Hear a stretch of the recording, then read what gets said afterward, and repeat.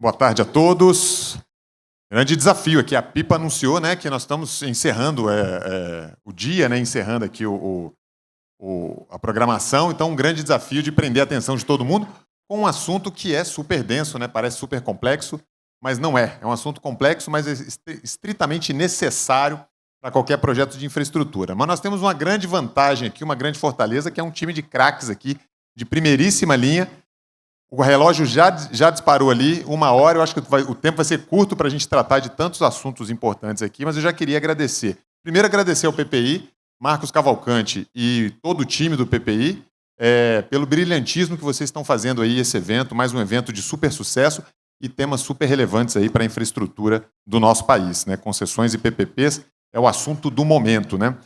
Eu estava pegando, viu, Tadini, os dados ainda do livro azul de 2024, porque vocês vão lançar em 2025 agora, amanhã, né? Amanhã. Isso, amanhã. Então, eu ainda estava pegando os dados de 2024 e a gente tem aí 280 bilhões de investimentos, é esse o número mesmo? Confere? Previstos para 2025, para esse ano, né?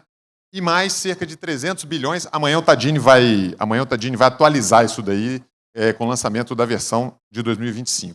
300 bilhões. Então, pessoal, é investimento recorde. Estão todos convidados, hein? Todos convidados. Evento virtual, por favor, só acionar o site, se precisar de algum link, a gente fornece aí, vai ser muito bacana. Temos aí 8 painéis da mais alta qualidade, viu, pessoal? Muito bem-vindo. Experience, não é isso? É isso. Muito bacana. Então, a gente tem ano recorde, né? 2025, um ano recorde, todo mundo aqui acompanhando muitos leilões federais, estaduais, municipais, ou seja, o Brasil está realmente embalando, né, na infraestrutura. E a grande questão é, 80% desses investimentos estão sendo realizados com recursos privados, pelo setor privado, né? E é exatamente isso, é o tema que nós tratamos aqui, num fórum que trata de concessões e de PPPs.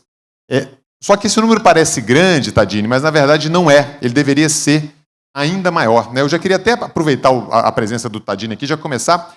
Aquela história do 2,5% do PIB é o que a gente investe hoje em infraestrutura. Mas tinha que ser mais, né? Precisava ser bem mais para a gente poder repor aí o nosso estoque de infraestrutura. Você consegue trazer algum dado para a gente? Não, com certeza. Tem algum spoiler que você consegue dar para a gente, Tadini? Com certeza. Na realidade, nós estamos chegando com esse valor a 2,2% do PIB de investimento. Não vamos esquecer que nos últimos anos o PIB também cresceu. Nós temos com o PIB crescimento aí importante, não é nada desprezível, principalmente comparado com os anos anteriores. Isso é um ponto relevante. O segundo é que o próprio estoque de depreciação, que a gente tem visto em estudos de IPEA, o Cloud Free Stack, ele varia entre 1,6 e 2,5. Nos nossos estudos, com 2,2, eu diria para você que a gente tem reduzido o hiato de infraestrutura, que já foi mais próximo de 2,5%, para 1,7% do PIB, que não é pouco, é um tremendo hiato, mas nós acreditamos que 2,2% nós já estamos cobrindo a depreciação. Isso é um dado absolutamente relevante. Amanhã nós vamos tratar disso na apresentação do Roberto Figueiredo, se ele aguentar chegar até lá depois da COP30 e todos os vários nichos que nós percorremos. Mas é uma informação muito relevante. E a nossa projeção para o ano que vem são 300 bilhões. 300 bilhões. Bom, então, pegando o gancho aí nessa questão dos investimentos, eu queria aproveitar a presença do nosso secretário do Tesouro Nacional aqui, Rogério Ceron. A gente não tem como não falar, né? A Ambima está aqui também, a gente não tem como não falar de debêntures, né? Boa parte desses recursos, eles estão sendo obtidos, né, por um mercado de títulos privados. Ceron, na minha época, eu sou economista de formação, lá da década de 90, e na minha época a gente sempre discutia bastante essa questão o Brasil não tinha mercado de títulos privados, né? Poxa, temos que desenvolver o mercado de títulos privados. Isso era um grande desafio. Pois bem, a Lei 12.431 das debêntures é de 2011, né? Nós estamos em 2025, quer dizer, 14 anos se passaram, e não é que a gente conseguiu fazer um mercado de títulos privados, depois a Érica vai comentar os dados da Ambima. E esse ano a gente teve a famosa medida provisória 1303, a gente acompanhou bem, vocês lá na Fazenda atuando bastante nesse tema, nós também. dá uma palhinha para a gente assim. Como é que o Tesouro vê isso? Eu sei que vocês têm pontos importantes, relevantes, mas é um mercado de título privado que tem financiado a infraestrutura e vai financiar cada vez mais. A gente tem um leilões e mais leilões aí pela frente. Como é que vocês estão vendo isso? Como é que a gente financia essa infraestrutura sem debêntures ou com menos debêntures? Funciona isso? Fala para a gente. Bom, o Roberto está aqui. Acho que você soprou um pouquinho essa. A gente se encontrou no almoço com o Tadini. Aqui já aproveitando aqui o espaço, são grandes amigos aqui, colegas de profissão, mas só ressaltando aqui, o Roberto e o Tadini são uma das poucas pessoas que eu consigo ter liberdade para discutir política de financiamento e desenvolvimento econômico do país, assim, de uma forma estruturada e densa. Geralmente os debates são muito rasos e eu consigo estruturar e debater de bom nível com eles. A gente tivemos aí recentemente um bom debate sobre o assunto, que é um assunto delicado. Então, acho que o primeiro ponto que eu preciso contextualizar isso aqui de uma forma rápida, mas essencial. A gente tem, desde que eu estou no Tesouro, tentado apoiar uma lógica e um modelo de financiamento que garanta um ciclo de financiamento que seja estrutural e perene, que dê conta desse processo e não seja um mero voo de galinha que você vai tentar fazer esse impulso e você vai parar na primeira esquina. Então, para isso, exige uma união de esforços e um olhar para o passado daquilo que deu errado, para poder aprender com o passado e não repetir os mesmos erros. Então, eu acredito muito que esse modelo ele precisa unir funds de diversas fontes e diversos atores. Então, tem um lado que tem um papel do mercado de capitais, sem dúvida nenhuma, a poupança privada precisa exercer um papel. Tem um papel do próprio governo, como por meio do OGU, né, o PAC ali, atuando. Tem um papel dos entes subnacionais, apoiando que os estados e os municípios possam fazer investimentos diretos. Tem um papel dos bancos oficiais, seja do BNDES, que é o grande banco de financiamento de longo prazo, mas também o papel do Banco do Brasil, Caixa, enfim, outros bancos regionais.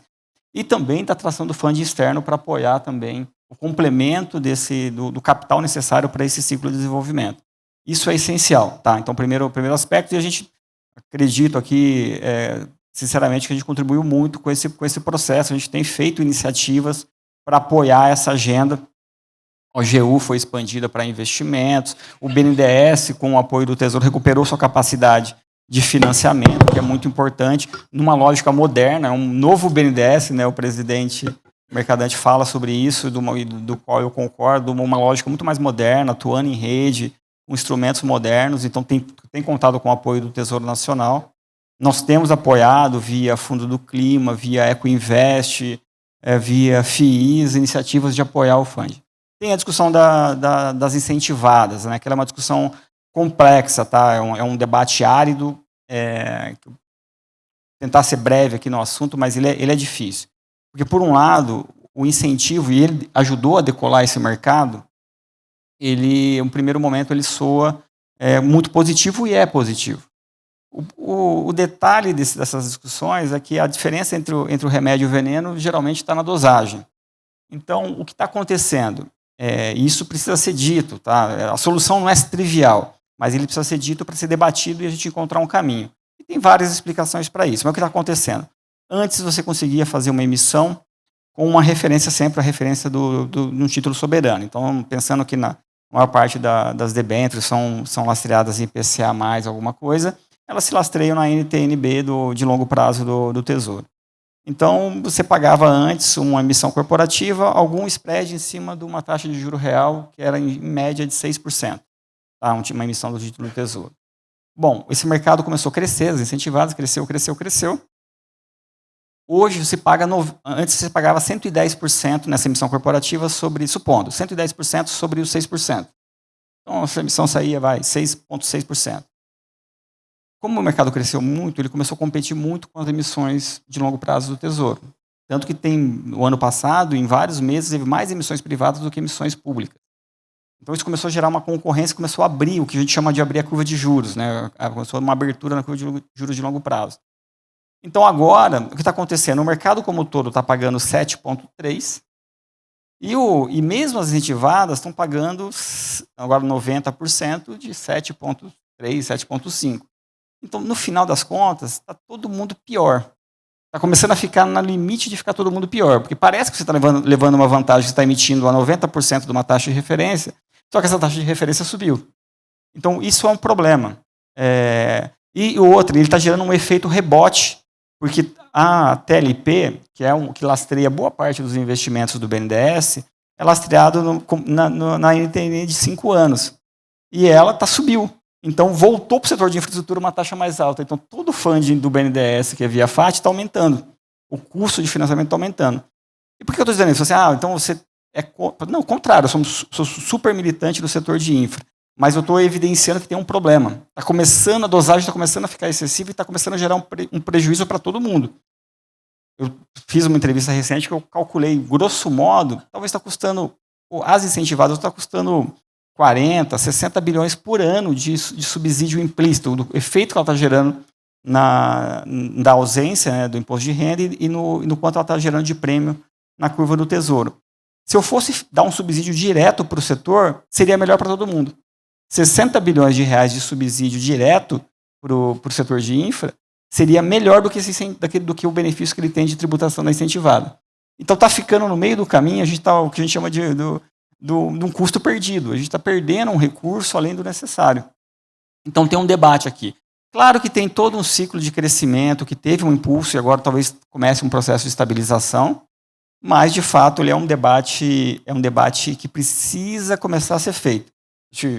Com a BDIB, a gente tem debatido o assunto de uma forma de alto nível aqui, buscando entender, então, assim, como que a gente garante um crescimento que seja sustentável, que atinja esses percentuais que o Tadino comentou, de subir essa régua cada vez mais, mas sem gerar um efeito que acaba sendo prejudicial para a economia como um todo e para o próprio setor, quando com esses efeitos indiretos que retornam. Então, assim, não é um debate trivial, tá? Assim, eu tenho que ser franco, ser honesto nesse debate. Está começando a gerar um problema que a gente precisa começar a olhar com cuidado, como a gente encontrar um equilíbrio que garanta o financiamento para o setor, sem gerar um efeito negativo que acaba sendo prejudicial a todo. Como eu disse, é melhor colocar no OGU um subsídio direto para poder reduzir o custo de capital do tomador de infra lá na ponta, do que ficar fazendo esse tipo de incentivo. Ficaria mais barato. O benefício seria maior para o tomador e ficaria mais barato para o Tesouro Nacional. Então, dado isso, eu acho que tem um debate que a gente precisa construir para frente, mas daqui certamente levaria umas 4 horas de debate sem nenhum consenso. Né? O tema realmente é muito importante. Assim. Hoje de manhã, o Ministério dos Transportes, vocês devem ter acompanhado, né, fez um anúncio do pipeline de projetos aí para 2026. Né? Eu trouxe aqui alguns números rápidos, só para a gente ver o tamanho desse desafio. Né?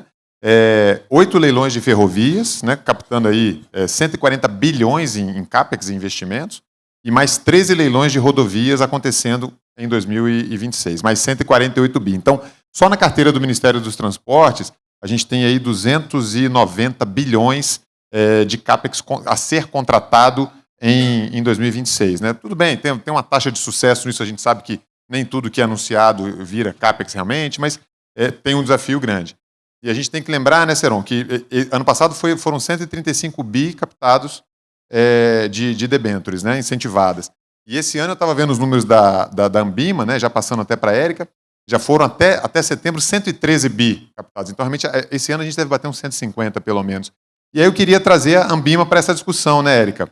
Vocês fazem um trabalho brilhante, nós somos usuários direto do sistema de vocês têm um Power BI.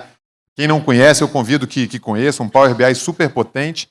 E vocês fazem esse acompanhamento bem próximo dos emissores, né, do mercado financeiro e etc.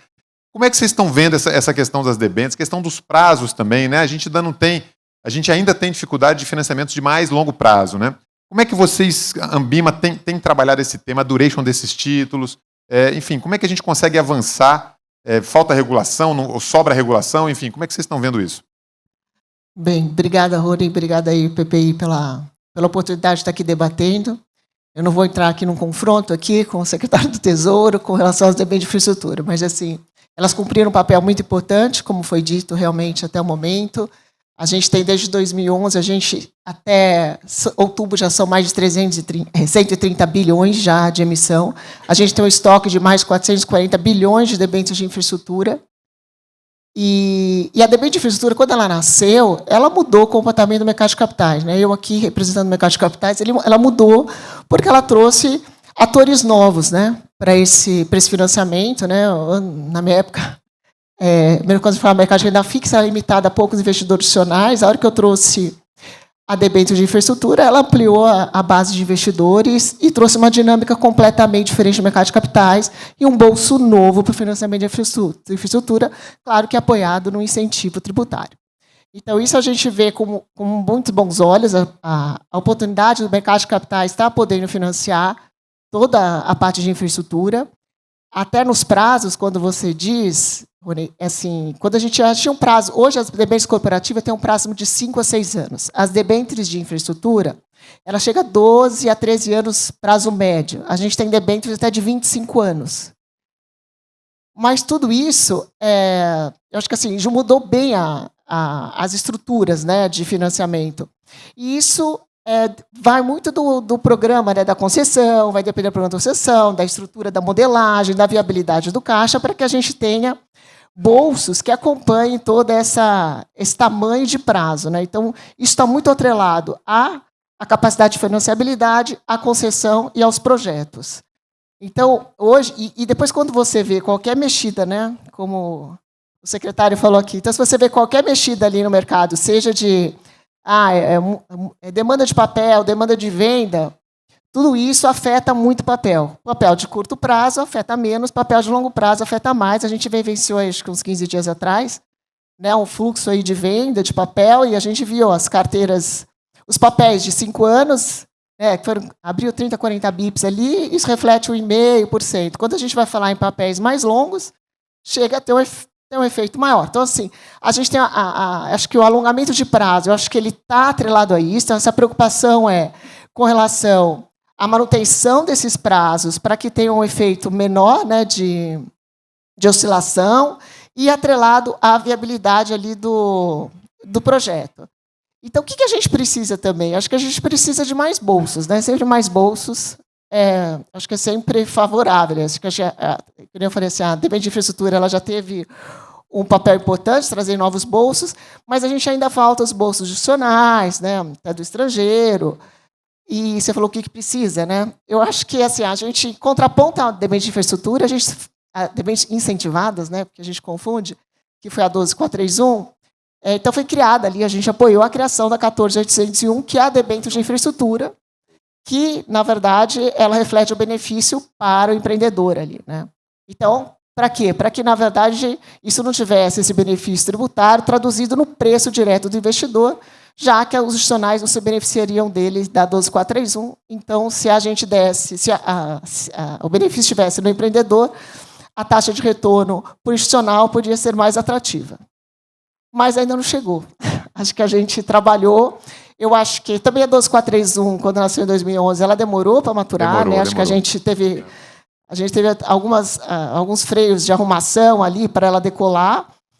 A 14801 ainda não decolou. A gente também está esperando o apetite do institucional para que a gente possa usá-la como instrumento para aumentar os novos bolsos. E o que é mais importante ainda é a gente ter essa oportunidade de ter a 12431, que acessa bolsos diferentes, né? E a 14801, que complementa com bolsos novos também. Aí, talvez, a gente possa ter mais prazo, porque eu tenho bolsos maiores e que talvez possam suportar mais qualquer tipo de oscilação de preço. Então, assim, acho que não falta regulação. Não falta. Acho que a gente falta mercado mesmo, esses apetites, para que a gente tenha bolsos dedicados para o financiamento da infraestrutura, complementando o que a gente já tem hoje. Então, assim, acho que o que nós já temos hoje, que foi alcançado hoje pela debênture de infraestrutura, até na liquidez, né? A gente tem um mercado secundário hoje, que assim, a gente tem 130 bilhões de emissão primária e a gente tem o dobro de secundário. Então, a gente tem mais de 250 bi de secundário já atingindo o ano de 25, né?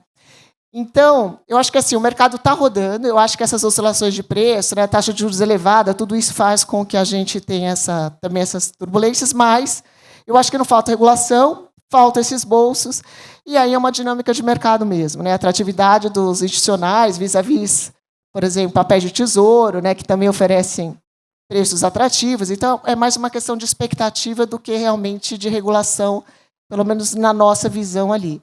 Então, eu convido também todo mundo, se alguém não conhece, o Ambima Data, que está ele fica no site da Ambima. Ele é uma ferramenta onde a gente acompanha de perto o movimento do financiamento da infraestrutura via as debêntures, né? E a gente solta boletins mensais, indicando ali os principais movimentos, os principais setores, os prazos, como a gente está comentando aqui, e a liquidez. Acho que lá dá para ter um retrato de como está a financiabilidade da infraestrutura via mercado de capitais. Boa, excelente. Eu acho que a 14801 ela tem um tempo, né? Realmente, se a gente olhar de 2011, que foi a 12431, demorou, né? Teve uma escalada aí até o mercado entender esses títulos, estruturar as suas primeiras operações, e a coisa tem tomado tração, especialmente depois do advento da TLP, aí cresceu mais. Mas eu queria puxar agora o BNDES. Eu acho que antes de falar com o Banco do Brasil, falar com os fundos concessionais, etc., vamos no tradicional BNDES aqui, que tem um papel super importante, né, em qualquer tipo de financiamento de longo prazo aqui no Brasil.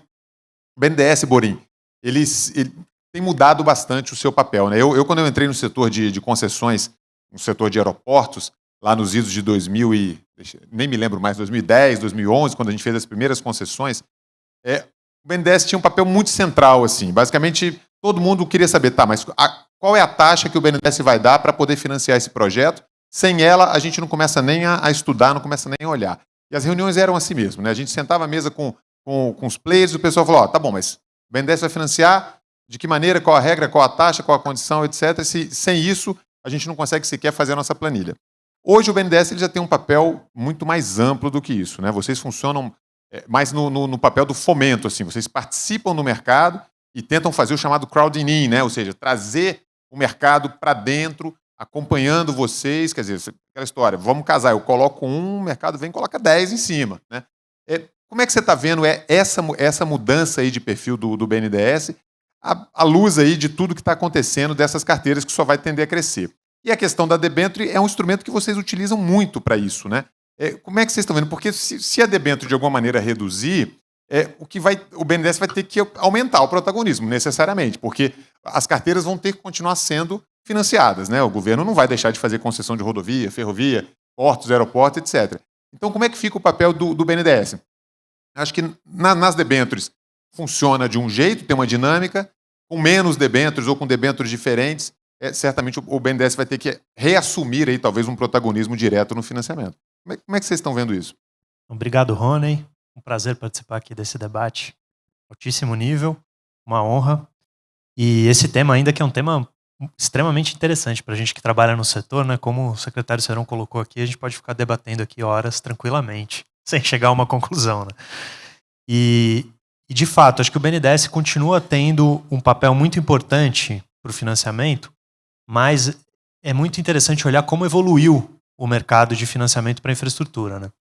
Eu acho que o BNDES está cada vez mais se concentrando no papel que acho que é onde ele tem a atuação mais relevante, que é financiamento de longo prazo, com maior risco de CAPEX, e buscando fazer financiamentos, que é o Project Finance Non-Recourse, né?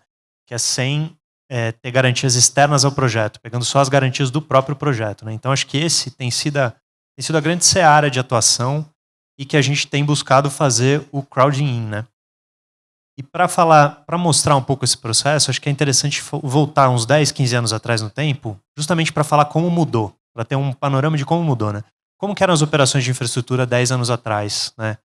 Que, como vocês mencionaram aqui, eram operações que eram praticamente 100% dependentes do BNDES, em termos de funding.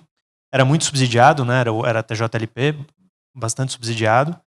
E o que a gente fazia para, pelo menos, compartilhar o risco, era pegar o funding do BNDES e trazer os bancos privados junto para compartilhar o risco, mas com o funding do BNDES. E esse modelo, ele é claramente insustentável, né? Com o tamanho do gap de infraestrutura que a gente tem no Brasil, é impossível você depender, né, majoritariamente de um único banco de desenvolvimento público, né? Então essa evolução acho que foi muito saudável. As debêntures começaram a crescer muito, o BNDES de 2023 para cá começou a usar muito as debêntures para financiamento. Então os grandes projetos de infraestrutura, praticamente todos, são financiados via debênture e trazendo o mercado de capitais. E aí, para dar passando 10 anos, para dar um exemplo muito emblemático também de como tem sido essa atuação.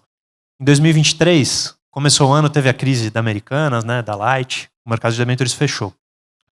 No BNDES, a gente estava com alguns mandatos muito grandes que estavam em risco justamente porque, com o mercado fechado, a tendência era ter essa dependência exclusiva do BNDES. Eram projetos muito grandes.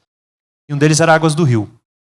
A gente estava estruturando uma emissão de 5,5 bilhões, que até então seria a maior do mercado. Depois teve outras maiores, mas até aquele momento era a maior do mercado. E o que a gente pensou?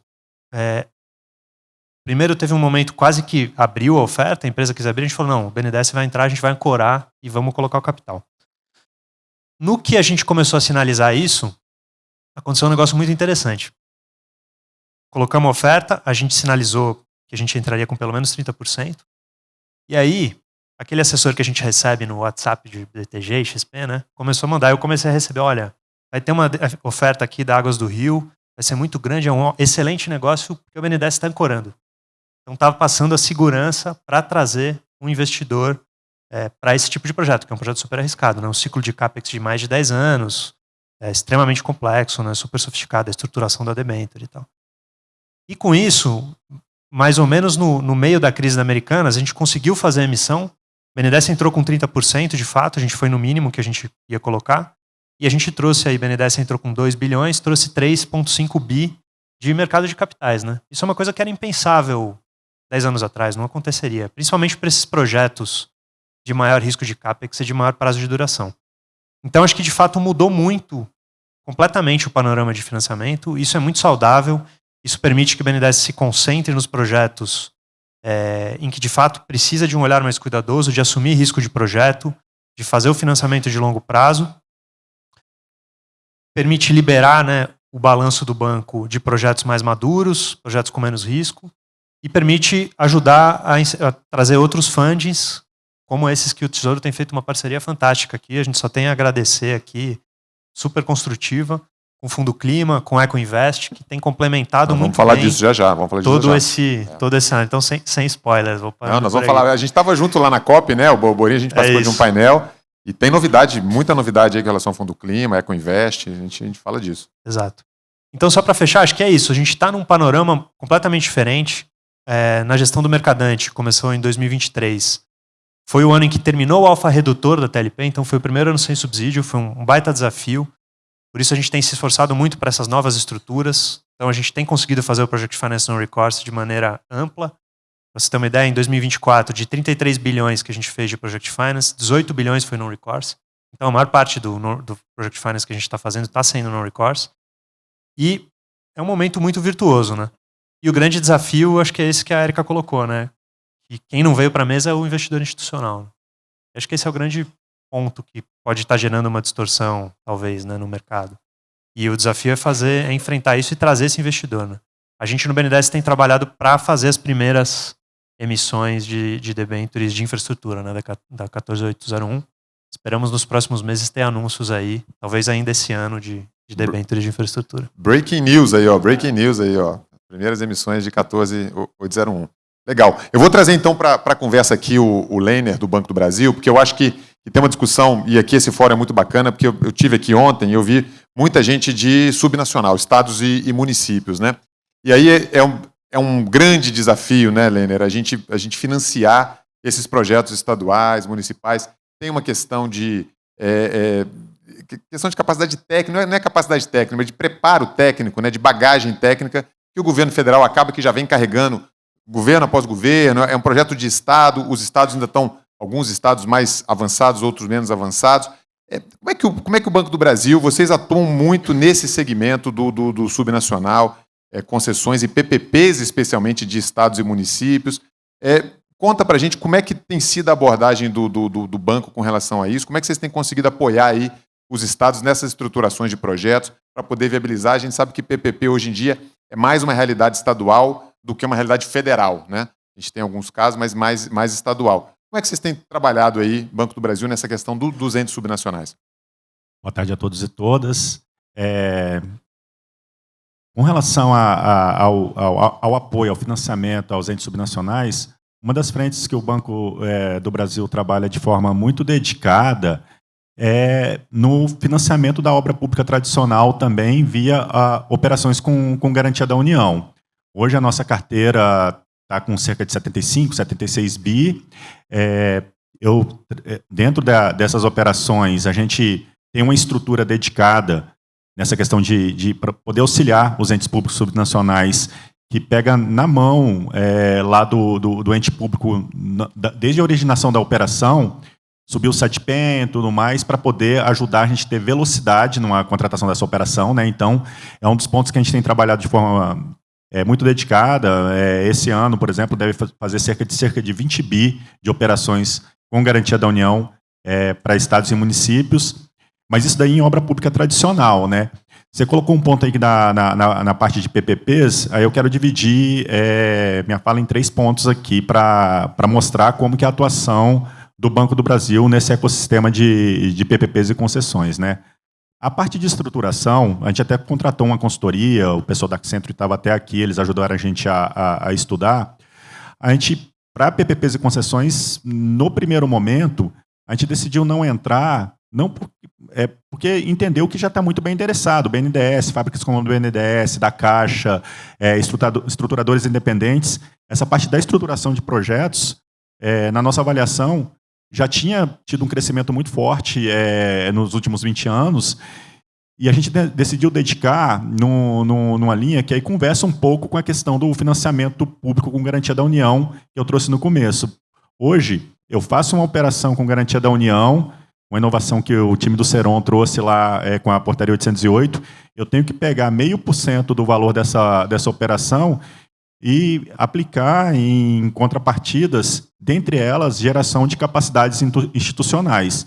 Então, a ideia do Banco do Brasil é porque, assim, se eu colocasse mais uma fábrica de estruturação de projetos no mercado, talvez eu conseguiria fazer 5, 6, 10 projetos por ano, que não ia mudar muito o pipeline.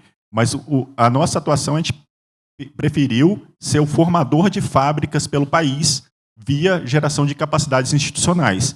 Esse 0,5% das operações que eu coloquei aqui no começo, que a gente faz com garantia da União, eu pego esse 0,5%, estou gerando capacitação.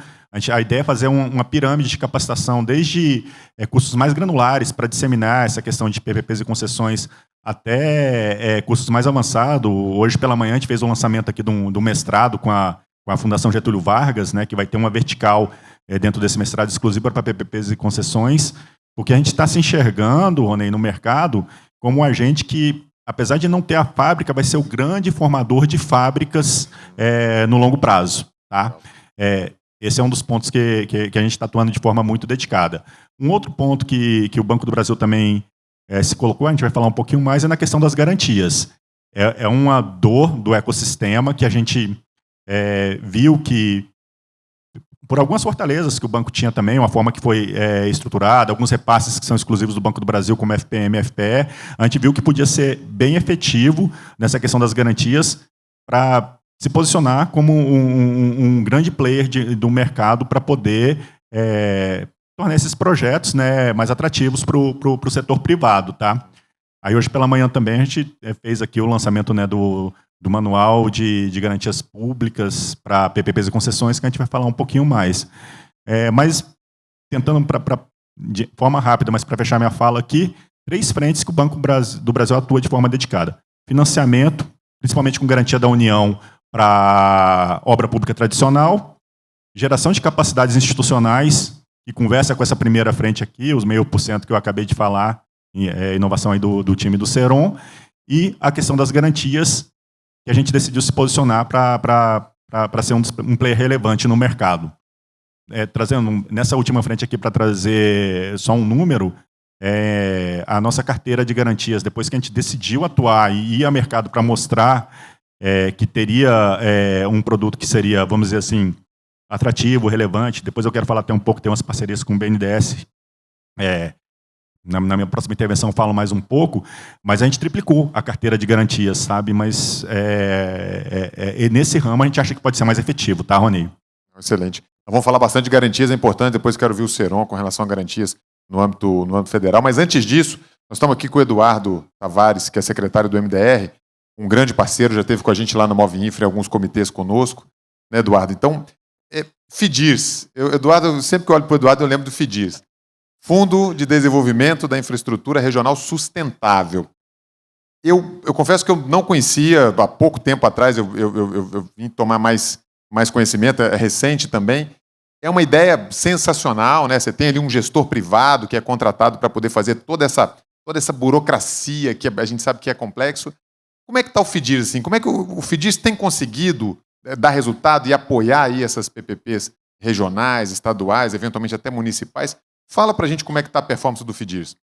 Não, bacana, Rony. Primeiro, agradecer, né, a oportunidade de estar num dispositivo aí tão robusto, né, para a gente fechar com chave de ouro. Talvez a Érica seja a única que eu ainda não tenho uma parceria, mas temos parcerias aí com todos, cumprimentar aí o do Rony aí. Seron é nosso parceiro, está dentro do FIDIRS, né, Fazenda, PPI, Planejamento, fazem essa gestão aí. Mas a gente tem parcerias com todos, Lehner, né, o nosso... Ele é muito modesto, mas a gente lançou, né, Banco do Brasil e Tesouro, o primeiro streaming de PPPs do planeta. Ou seja, ao invés de você estar cansado, às vezes, daquele seriado coreano, pega um PPP Flix e aprende sobre PPPs. Então, revolucionário, eu acho que a gente tem muita coisa aqui. E o FIDIRS, talvez, aí, por favor, Cleiton, Manuel Renato, levem aí o nosso agradecimento e os parabéns para o secretário Marcos Cavalcante. Esse evento aí, eu acho que fecha muito bem, né, quanto é importante essa agenda para o país, né, e sem dúvida aí o Brasil tem se destacado aí, sendo reconhecido pelo BID, enfim, pelo Infrascope como um grande mercado de PPPs hoje no planeta, né. Então, acho que é muito importante. O FIDIRS é um pouco dessa busca da gente inovar, ou seja, de a gente ampliar esse ecossistema que é coordenado pelo PPI.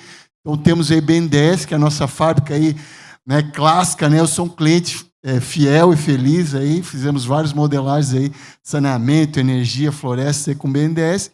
Temos o Caixa FEP, que é outro grande instrumento aí com a Caixa Econômica, né? Então, RSU, cidades inteligentes, e agora, a partir de 2023, a gente aprovou aí já 2 das 3 políticas, então, estruturação de projetos e garantias agora esse ano, né? E aí a ideia... Durante o evento, a gente teve, inclusive, com o Ministério do Transporte aí falando, a ideia é fazer um primeiro piloto com eles, aí, ou seja, o FIDIRS tem muito disso também, ou seja, a gente testar primeiro em casa. Então, a última perna seria investimentos, talvez aí, Érica, a gente tenha alguma conversa para ser feita, mas a gente ainda está discutindo essas primeiras 2 pernas, que é a estruturação de projetos e garantias. E no âmbito de estruturação de projetos, né, a gente começou em casa, então o primeiro contrato foi um perímetro de irrigação, né, da Codevasf, né, o Jaíba, então um projeto emblemático. Essa agenda da água foi muito discutida, inclusive no âmbito da COP, né, essa questão da resiliência e segurança hídrica, ou seja, é uma agenda importante que a gente está tentando avançar. Temos, então, os subnacionais também contratados, então, projeto lá no Rio Grande do Sul, nosso vizinho aí do Renatão, da crise aí da turma. Então, todos os 176 municípios que não estavam no Corsan estão hoje sendo modelados aí no âmbito do FIDIRS. Escolas no estado do Pará, então 80 reformas, 20 construções. E temos agora um chamamento para a área da saúde aberto. Salvo engano, aí o Gustavo anunciou, parece que a gente vai ter uma prorrogação até o dia 19, mas a ideia é que a gente possa, então, fortalecer essas várias frentes, essas várias fábricas. Acho que o Lênin colocou. A gente tem, por exemplo, o próprio Banco do Nordeste montando uma fábrica em parceria com o BID, com a FD, né, cumprimentando aí também o nosso parceiro Alejandro aí. Ou seja, temos aí nesse espaço aqui representantes aí também internacionais, né, mostrando aí a pujança do evento, mas a ideia, então, é que a gente possa acelerar, ampliar. Eu acho que tem um ponto importante que o FIDIRS traz como resposta, que é a necessidade de a gente ampliar nosso pipeline. Hoje a gente tem mais de 200 projetos aí sobre a coordenação, mapeamento PPI, mas a gente precisa acelerar, né? A gente ainda está num país em que a Amazônia, por exemplo, ainda tem menos de 20% de cobertura de saneamento.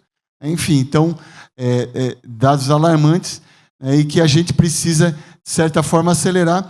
E a ideia é que a gente possa também, em eventos como esse, ou seja, a gente para encerrar a minha primeira fala, né, e reduzir o tempo entre nós aqui e o coffee break que está esperando a gente lá fora, dizer que a gente também está aqui para escutar, também ver de que forma a gente pode aprimorar esse processo de contratação, tá, que é para ser a contratação mais séria do mundo, principalmente porque a gente tem, então, um desafio que é depois, ou seja, depois do martelo, a gestão desses contratos, né? Então, acho que é um pouco do que também foi trabalhado aqui.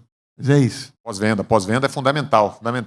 Mas eu não posso perder. Eu quero puxar o Tadini já, mas eu não posso perder a oportunidade. Nós estamos falando de garantias, eu tenho que perguntar para o Seron. Eu tenho bastante tempo de serviço público, né? Eu fui 20 anos de serviço público, ainda sou de serviço público, eu estou licenciado. E a gente discutia muito com o Tesouro a questão de princípio da unicidade orçamentária, né? Outorgas de aeroportos não podem ficar em contas escro, as outorgas todas têm que ir para a conta única do Tesouro, para que o Tesouro possa fazer a sua política monetária, fiscal e etc. As políticas públicas como um todo. E a gente tinha muita dificuldade com contas garantia, com escrow, até com questão de fundos. O pessoal do Tesouro sempre falou muito, a gente não pode ficar empossando dinheiro, o dinheiro não pode estar empossado e tal. Eu percebi que de lá para cá, daí eu saí do governo, as coisas começaram a acontecer, impressionante, né? Aí, de lá para cá melhorou muito essa discussão, porque hoje a gente tem visto, até por uma necessidade dos projetos, não são projetos mais tão triviais. A gente já vendeu a Dutra, não tem outra Dutra para vender, né? Então, são projetos mais desafiadores. Então, a gente precisa realmente de ter mecanismos como contas garantia, como fundos, para poder viabilizar essas garantias de projetos não tão óbvios assim. Como é que o Tesouro está vendo isso está acontecendo, né? Como é que o Tesouro está vendo isso? Pode ser um bom caminho? Quais os cuidados que a gente tem que ter? Como é que fica essa questão do controle fiscal do país? Enfim. Então, boa. Bom debate. Também, de novo, acho que tem garantias dá para discutir aqui. Horas e horas, né? Horas e horas.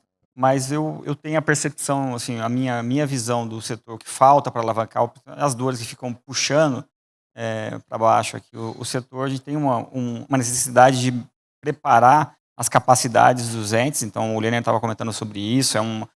Tem uma iniciativa nossa, conjunta, né, do Tesouro, exigindo das IEFs que realizam operações de crédito com estados e municípios que destinem 0,5% do valor das operações para ações de capacitação dos entes. Está ajudando muito.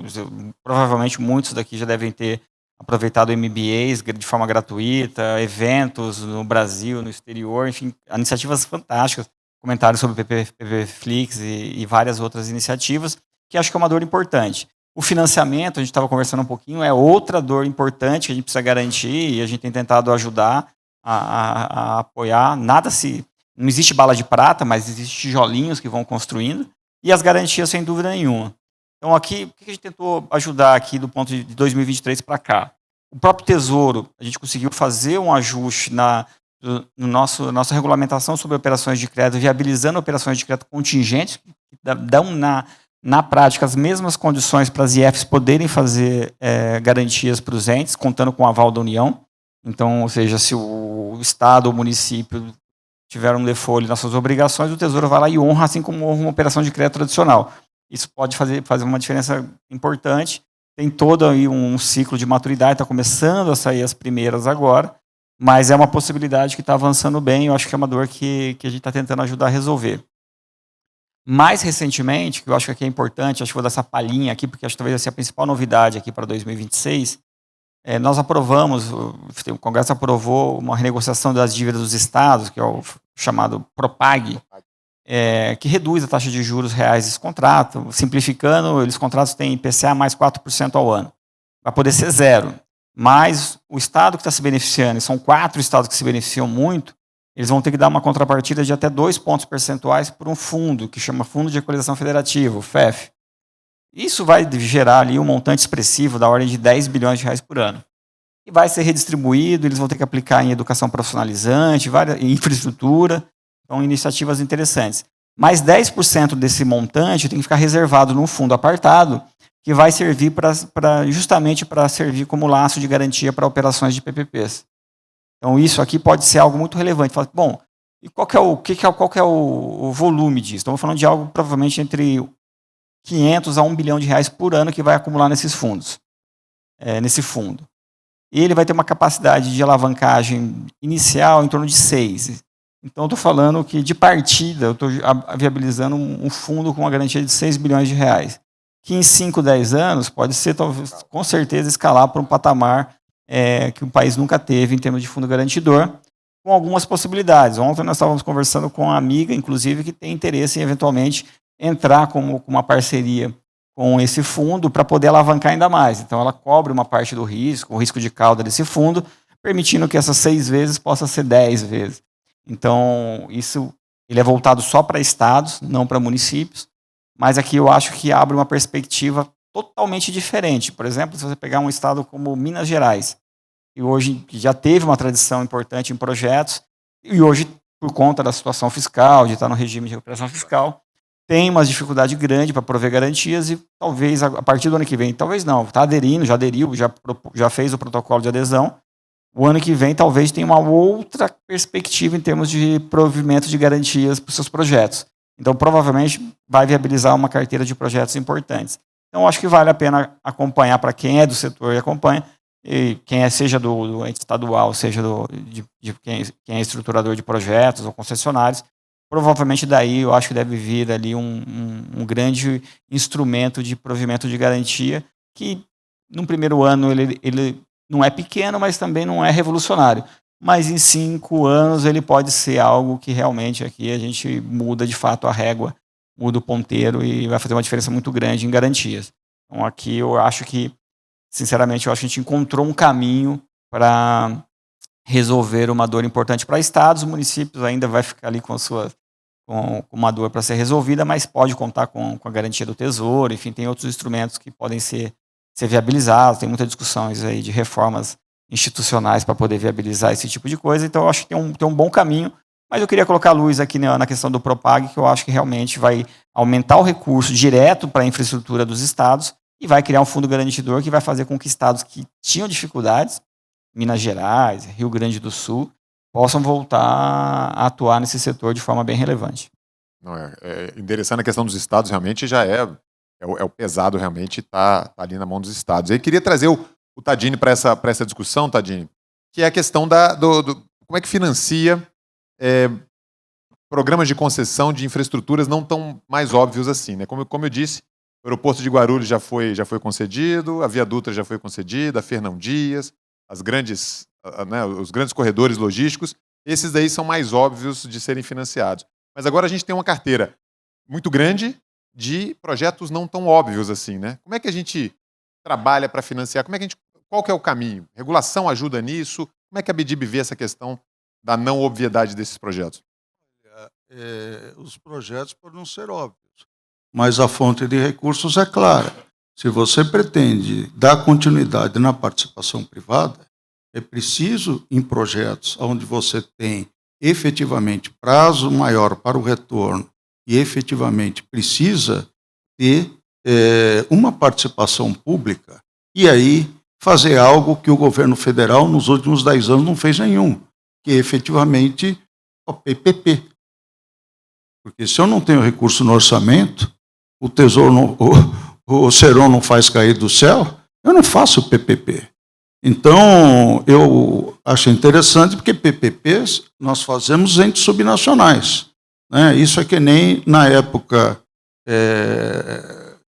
você tinha no governo Fernando Henrique, que fazia privatização de concessionários estaduais de energia elétrica, mas não mexia na Eletrobras, né? Então, esse tipo de coisa é importante perceber, e isso está ligado também com a questão que enfrenta o Tesouro hoje, do ponto de vista da taxa de juros. O que nós estamos falando? Nós estamos falando que a gente joga pela janela 50 bilhões de emendas parlamentares, que não estão vinculadas a prioridades públicas, que não estão ligadas a programas de desenvolvimento. Então, eu faço parte do Conselhão.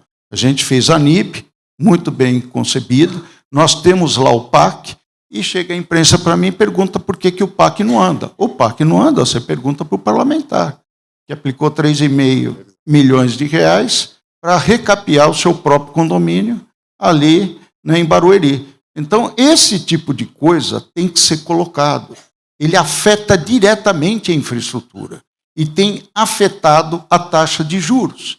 Ora, por que o Seron, com propriedade, está tentando, usar um termo aqui, se coçar para dar suporte a fazer as colocações dele devidamente? É porque ele está premido por pressões de natureza política. Vamos ser, eu fui diretor de Tesouro na época da implantação do Tesouro. Betinho foi secretário de Tesouro. Olha, não tem sentido você, hoje, com uma estrutura das taxas de juros que temos, que hoje, veja bem, de novembro do ano passado para cá, a parte fiscal só piorou. Por que o câmbio ele valorizou?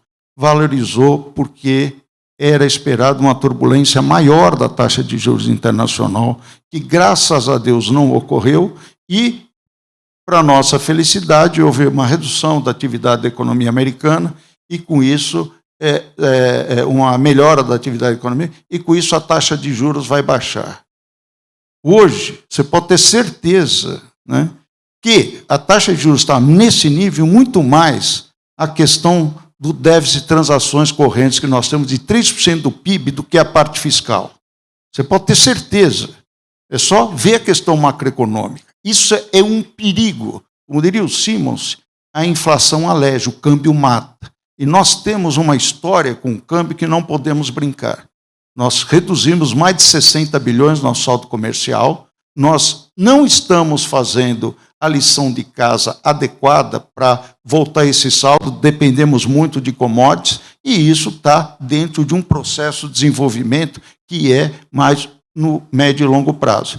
Veja bem, o Seron, ele, logicamente, faz a defesa, eu entendo as expressões que tem, mas eu já falei de 50 bi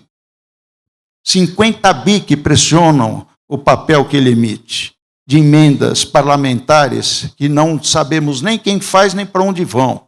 Né? Eu converso com o ministro Flávio Dino, ele tem isso com propriedade, e espero que ele avance na solução desse problema. Agora, não podemos deixar de ver também que o agro é tech, o agro é pop, e é o mais subsidiado da economia. O agro, ele tem quase 1 trilhão de saldo de CRA e de LCA. Esse, de fato, é o grande problema, junto com a LCI e CRI, que pressionam a taxa de juros, e não a debênture de infraestrutura. O Géser fez um trabalho sobre isso, a gente até trabalhou um pouco para ver o modelinho de regressão simples. Não é a taxa da debênture da infraestrutura. Nós estamos falando de 400 bi, nós estamos falando de quase 2 trilhões que não são debêntures da infraestrutura e que pressionam essas taxas que estão sendo colocadas pelo Seron. E aí eu tenho que fazer um adendo aqui, elogiar o papel do Seron, além da amizade, que é um economista competente e entende da parte fiscal. Agora, é difícil trabalhar com o nível de pressão que tem e com a fragilidade institucional do governo no parlamento. Isso é claro. Veja bem, como hoje a gente está querendo trabalhar o problema fiscal via IOF, que é um instrumento de regulação de transações, não é de natureza fiscal, e muito menos agora que tem a discussão, que está em andamento aí, sobre a taxação de lucros e dividendos. Ora, se a nossa questão é de atração de capital, nós estamos com esse programa de investimento, como você bem colocou, são cerca de 500 projetos. Só privados são 750 bilhões. Isso é hora de mexer com questão de taxar remessa de lucro e dividendo. Isso é a pior coisa que pode acontecer, um sinal negativo para o mercado, que é coisa tipo da Argentina para regular fluxo de capital de saída. O que é isso? Nós estamos voltando para a década de 80? Isso não pode acontecer. E para não acontecer, nós temos que mexer onde as feridas estão abertas. E, infelizmente, não é esse o caminho que nós estamos fazendo. Porque, veja, se eu taxo a remessa de lucros e dividendos, vai diminuir a entrada de capital. O que vai acontecer? Nós vamos afetar o câmbio. E, mais do que isso, a gente vai ter que aumentar a taxa de juros para cobrir e atrair mais capital. É o cachorro correndo atrás do rabo. Pergunta para esse rapaz, que eu conheço muito bem, que é presidente do Banco Central, aliás, eu escolhi para ser um dos meus substitutos na presidência do Banco Fator, por que ele sofre com a taxa de juros? É pela parte fiscal, sim. Mas pela parte fiscal, no passado, inclusive, pegava o Banco do Brasil e a Caixa quando precisava, para ancorar a base disso e soltar. E chamava os 3 principais mercados financeiros. Lógico que vai aguentar. Nós não temos risco estrutural, porque nós temos 360 bilhões ainda de reserva cambial. E a gente está se afogando por conta da parte fiscal, aonde aquilo que precisa de fato ser mexido não é, e o Seron tem que dar efetivamente nó em pingo d'água com luva de boxe. Esse é o fato. Agora, mais uma vez, queria elogiar o trabalho, inclusive o Brasil Eco Invest e outras iniciativas que o Tesouro tem dotado, porque pela primeira vez, e aí eu vou falar das debêntures, nós temos uma estrutura de padrão de financiamento que nunca tivemos antes nesse país. Nós temos, voltando o financiamento do BNDES, e isso é preciso ser reforçado, porque a TLP não é taxa para banco de fomento, isso é importante que se diga, e é por isso que crescer tanto a demanda sobre debênture de infraestrutura. Não tem outra razão. Eu, por exemplo, no banco, quando começou a elevação da TLP, pelo menos 8 empresas fizeram pré-pagamento no BNDES para comprar debênture. O cara que não fizesse tinha que me demitir o CFO. Eu falei, faz ontem. Faz ontem. Em 2 semanas foram quase 16 bilhões que foram trocados de crédito. Isso é um absurdo. Não foi mexida na TLP. Tudo bem. O Nelson Barbosa pôs lá a letra de desenvolvimento, perfeitamente. A letra de desenvolvimento está preservada aqui inicialmente e vamos torcer para que se continue. Tem a parte do Fundo Clima, com captação do Tesouro, mandando recursos para lá também a custo competitivo. Mas ainda nós temos, tirando a parte de inovação, que foi aprovado pelo Congresso, e dá também o gás para isso, o BNDES passou de 70 bilhões de desembolso, já atingiu 140 o ano passado, e esse ano daqui, de 130 e pouco, ficou um pouco abaixo da debênture de infraestrutura, foi 135. Esse ano deve chegar a 140, a 140 e pouco, mas ele tem que chegar pelo menos a 250, não a 400 como foi no passado, e pegando guitarra do Tesouro. Né? Mas aí a gente tem o fomento funcionando, com a parte da questão de natureza cambial protegida, seja pela liquidez que se dá pelo choque dentro do câmbio para a empresa tomadora ou aplicadora, você está num caminho certo também, agora começar com os derivativos também, para ajudar essa questão cambial. E aí a gente vai ter nesse ciclo, com começo de redução de juros lá fora, começar a captar recursos externos. E aí a gente vai baixar a nossa taxa de juros novamente. Aí, Seron, você vai ficar mais tranquilo, você pode ter certeza, porque o que faz captar esses juros, você imagina essa taxa de rentabilidade sem imposto de renda. Né? Então, é por isso que precisamos acionar os institucionais, aumentar essa base como foi colocado, mas não podemos esquecer, não vamos mexer na questão da atração de recurso externo. E o F, a meu juízo, era um erro, e agora a medida da 1304, da 1303, na medida seguinte, de você estar taxando aí a parte de lucros e dividendos no exterior. E para completar, eu acho que a gente tem um nível de qualidade de projetos, viu, Rony, que não há problema para atração de capital. Essa época já passou. Eu fui até ver alguns modelos de rodovias que tem, então, já passou. Agora, nós estamos lá, o Leonardo, ele está em cima de uma locomotiva para disparar a parte de ferrovia, mas ele precisa de recurso de contrapartida. Ninguém vai investir em projeto de ferrovia que tem 10 anos de fluxo de caixa negativo num projeto de 30 anos. Esquece, eu preciso ter um V0, ou preciso ter uma complementação. E a gente sabe como é duro você ter efetivamente uma contrapartida do Tesouro em orçamento, porque você tem que falar com os meninos que estão lá colocando 50 bi em emendas parlamentares que não sabemos para onde vai. Puxa vida, você já pensou, Seron, se você tivesse 20 bilhões, o pessoal do PPI que está aqui de pôr de contrapartida para fazer PPPs, hein? Você imaginou? Então não pode, nós temos que falar, a sociedade tem que saber disso, e eu acho, como cidadão, um escárnio, 50 bilhões de emendas parlamentares. Não tem sentido do ponto de vista macroeconômico, não tem sentido do ponto de vista fiscal, e aí pegar o Serão e ele ficar fazendo caça ao pombo, porque é o que ele acaba fazendo, porque ele tem que tirar de algum lugar que ele sabe que vai passar no Congresso Nacional, senão ele não tem para onde correr. Já passei essa cena. Né? E agora, repito, temos alternativas.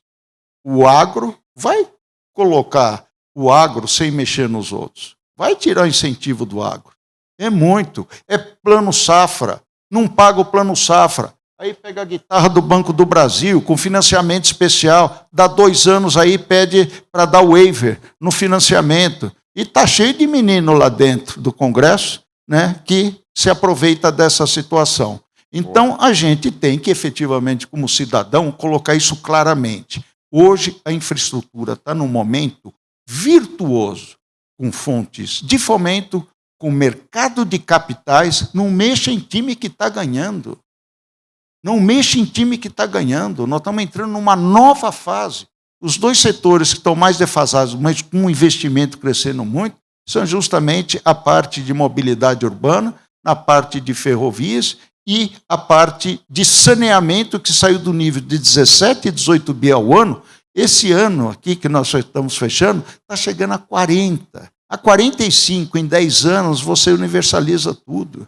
Está dado. Boa. Então, eu acho que é fundamental, Serão, e você sabe que eu falo isso com toda a transparência e que é objeto de debate. Agora, a sociedade tem que ajudar também o policymaker e o gestor público na tomada de decisão, porque senão a gente fragiliza aquilo que é algo principal na estratégia de desenvolvimento. Aí não tem transição energética, aí não tem nova indústria Brasil. Eu estou vendo o recurso do BNDES indo para determinados estados que fala que não vai usar o conteúdo local. E eu tenho cobrado o BNDES. Borim, tenho falado ou não? Não pode. E a gente não está falando. Eu falo. A BDIB tem que falar e tem autorização para falar isso. Faz parte do quê? Então, sem me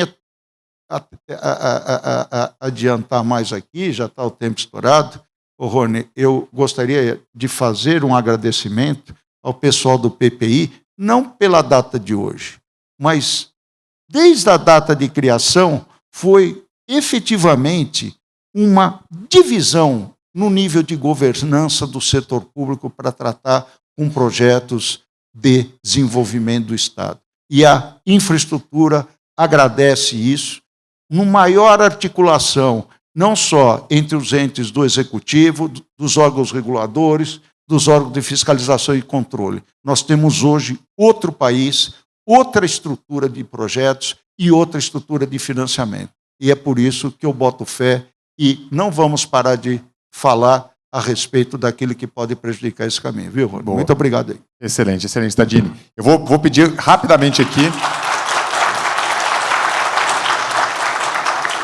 para a gente tentar ficar dentro do nosso tempo, já estamos com o tempo estourado, mas assim, rápidas palavras já de encerramento. Borim, fala rapidinho do Fundo Clima. Vocês fizeram uma notícia importante lá na COP, de uma nova capitalização do fundo, e já aproveitando para encaminhar aí as palavras de encerramento. Maravilha, vou falar correndo, até já desligou o monitor, aí, não tem nem mais o tempo zerado. Mas de fato, Rony, tá cuidado, né? Não, de fato, a gente fez um anúncio muito bacana na COP, que acho que vai muito na direção do que a gente tem falado aqui, né? Já foi falado por vários aqui, que é diversificar os fundings e as fontes de financiamento, né?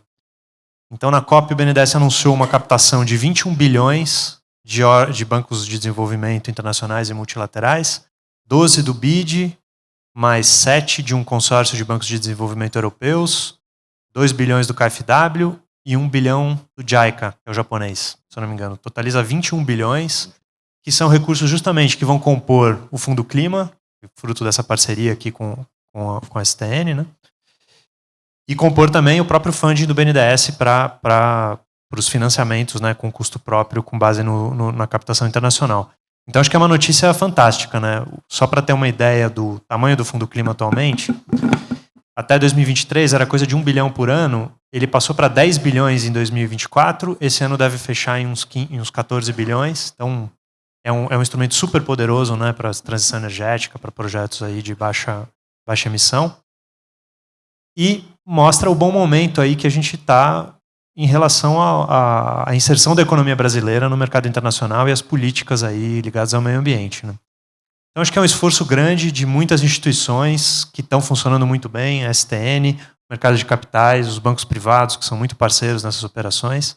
E o BNDES vai continuar trabalhando para se aperfeiçoar, inovar nos financiamentos e ajudar a implementar as políticas aí colocadas pelo governo federal. Boa, excelente.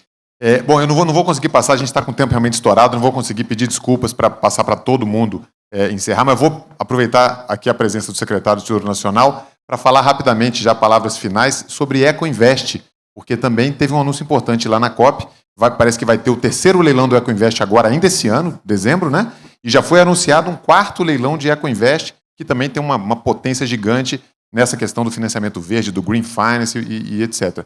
Dá só uma rápida fala para a gente, Seron. Tá bom, vou tentar ser breve aqui para não cansar todos aqui. Bom, o EcoInvest, a gente fez o primeiro leilão, né, que ele era mais aberto, uma linha de blended finance, está apoiando aí vários projetos de infraestrutura, enfim, um caso já bem conhecido aí, Sabesp, está se utilizando bastante aí desse instrumento, vários outros projetos. O segundo leilão mais voltado para a recuperação de terras degradadas, que também com uma pegada importante de recuperação de terras que já não são mais tão produtivas, isso é importante aí a médio prazo. E terceiro leilão olhando para a equity, né, os 2 primeiros olhando para a dívida, o terceiro leilão olhando para a criação de fundos que atraem o equity externo, uma combinação de equity externo e investidores locais, o que pode ser muito interessante também. Junto com o equity sempre vem tecnologia, gestão, integração, isso é muito importante, na linha do que a gente já conversou aqui sobre padrões de financiamento. E aí o 4º leilão voltado para a bioeconomia, com também a parte de turismo sustentável, com a parte de, inclusive, infraestrutura para o turismo sustentável, pegando, inclusive, concessões que tenham ali, seja concessões florestais, de parques, que tenham potencial para atração de turismo. Então, ele é voltado para o país todo, claro, tem um percentual mínimo de destinação da carteira para o bioma da Amazônia Legal, para a Amazônia Legal, né, para o bioma amazônico, mas pegando a Amazônia Legal como um todo, 25% precisam ser destinados para esse setor, mas tem uma amplitude, os outros 75% podem atender qualquer outra região, olhando projetos aí, em especial para a bioeconomia e muito a parte de turismo, que eu acho que é algo que a gente não tinha atacado ainda e tem um potencial incrível, o turismo ligado à natureza. O Brasil explora pouco, quer dizer, não explora pouco, explora o que consegue dentro das suas carências, mas acho que tem muita carência de infraestrutura, seja a infraestrutura hoteleira, de atrações, de investimento mesmo para dar suporte, especialmente para o turismo internacional. Tem muito potencial, é um gerador de divisas, a gente, olhando do ponto de vista macroeconômico faz todo sentido. Então, acho que é uma grande oportunidade, sai com taxas hipercompetitivas. Então, as instituições financeiras estão todas aí acompanhando, participaram, todas as grandes participaram dos leilões anteriores e devem participar desse. Então, eu acho que é mais uma oportunidade. Então, assim, para encerrar aqui, e também, óbvio, eu acho que sempre é válido, eu sempre comento aqui, o bom debate, ele é importante, mas a gente precisa sempre tirar, eu sempre sou, e isso para a vida, eu sempre gosto de olhar o copo meio cheio. Então, a gente tem muito síndrome de vira-lata no Brasil e a gente esquece aquilo que funciona bem no país. E eu acho que o país vem caminhando com todas as suas dificuldades a um longo prazo. Se a gente olhar o que era o Brasil há 30 anos atrás, seja do ponto de vista econômico, seja do ponto de vista regulatório, institucional, ele vem evoluindo muito.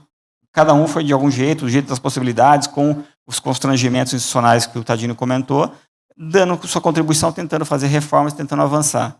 Mas estamos num bom momento. O setor de infra vive um ótimo momento.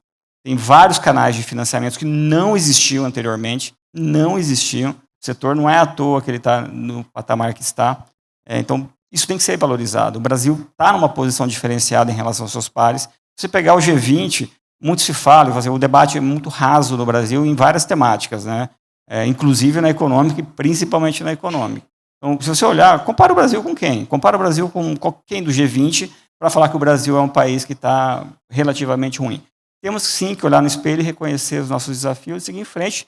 Tadini abordou questões que são importantes, são debates importantes, do qual ele tem mais, institucionalmente, ele tem mais liberdade de falar e debater do que eu, e ele está fazendo o papel dele, que é o correto, do qual eu não tenho o grau de liberdade para tecer minhas considerações ou fazer o debate necessário para algumas temáticas. Mas é importante a gente olhar para o que funciona, e eu gostaria de frisar isso. A gente tem avançado, então, assim, olhando para a agenda de infra, eu discordaria frontalmente de alguém dizer, estamos com uma crise, um problema. Não é verdade. Eu acho que tem que avançar mais, mas vive um momento que do que eu acompanho do setor, eu acho que eu nunca vi. Nunca vi o setor de saneamento como está, mesmo no âmbito do governo federal, o que está acontecendo no Ministério de Transportes, no setor ferroviário, a preparação do que está vindo por aí, as rodovias, a quantidade recorde de leilões de rodovias, tudo sucesso. Os entes subnacionais avançando, isso se espalhando, criando capacidades, está lá o Lênin, criando capacidades para que isso comece a penetrar em entes menores. Então tem uma agenda super positiva, o país está avançando e precisa avançar. Agora é a hora de começar ali, ajustar os ponteiros do que falta para a gente continuar, mais do que continuar alavancando e crescendo mais, garantir que a gente não tenha retrocesso, para que não seja um voo de galinha. E isso exige esse debate franco, honesto, cada um no seu papel, mas cada um também tentando dar sua contribuição. Eu acho que esse debate aqui, eu fui muito feliz, o PPI está de parabéns, de fato, não só por esse painel, por todos os outros painéis que foram montados, e a gente precisa ter arenas como essa, para fazer um debate de bom nível e trazer perspectivas. Mas como recado final, o que eu vejo como um país, eu vejo um país com muito potencial, e um potencial que está acontecendo, não é o Brasil do futuro. Está acontecendo. Podemos olhar aqui qualquer um dos setores de infra aqui, a gente está com carência de mão de obra, gargalo de projetos, todas as consultorias entupidas de projetos, financiamento para todo mundo, projetos, tem estado que já está recusando, tem que ir mais devagar, porque não tem mais apetite por parte das concessionárias, das construtoras, vamos começar a buscar operadores de fora do país, porque já estamos gargalando aqui, BNDES já não pode emprestar para alguns, já estão no limite. Então, assim, ruim não está. Agora, o que a gente precisa mais para avançar? Porque, ao invés de universalizar o saneamento daqui a 10 anos, dá para universalizar em 7? Quantas vidas, quantas crianças a gente não vai dar uma condição muito mais digna de vida e de perspectiva de futuro? Sou totalmente militante nisso, mas deixando um recado que, para fechar aqui, que é um país que a gente tem que valorizar o que é nosso aqui, a gente tem coisas muito boas, a gente está num momento bom, e a gente precisa cuidar daquilo que ainda resta de problema para a gente poder garantir o crescimento. Então, fazendo aqui o complemento da fala do Tadino naquilo que eu posso, tem sim desafios importantes que precisam ser debatidos e enfrentados, mas sem jogar fora aquilo que está acontecendo de bom. Nós temos instituições que estão apoiando, instrumentos novos, estamos aqui com um BNDES novo, atuante, moderno, assim, recuperado com seu fôlego, mas não olhando para o passado e reproduzindo meramente um passado, olhando com o futuro muito mais dinâmico, muito mais crowd in do que crowd out. Então, assim, isso não existia. Que país é esse? Esse é um país novo. Então, a gente precisa valorizar o que é bom no nosso país, sem perder de vista o que precisa ser melhorado ainda. Então, muito obrigado aí a todos e até a próxima. Excelente. Muito bom. Pessoal, time de craques aqui, né? Realmente acho que valeu a pena ter esperado. A gente já está chegando aí realmente ao final. Só agradecer a paciência e a atenção de cada um de vocês. Agradecer ao PPI, né, Marcos Cavalcante e todo o time por esse brilhante aí evento que, né, permeou esses 2 dias aí, ontem e hoje.